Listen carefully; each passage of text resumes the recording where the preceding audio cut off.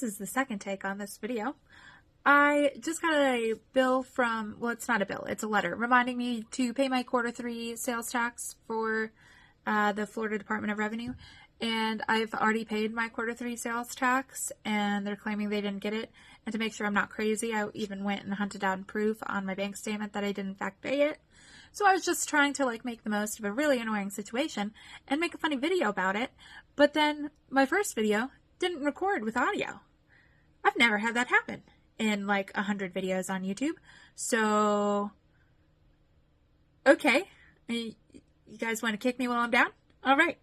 Because on top of figuring out this tax bill, which I know is not going to be easy, I have to turn around in about 3 weeks and pay Q4 taxes. And Q4 was a good quarter, revenue-wise. So it's going to be a fat bill.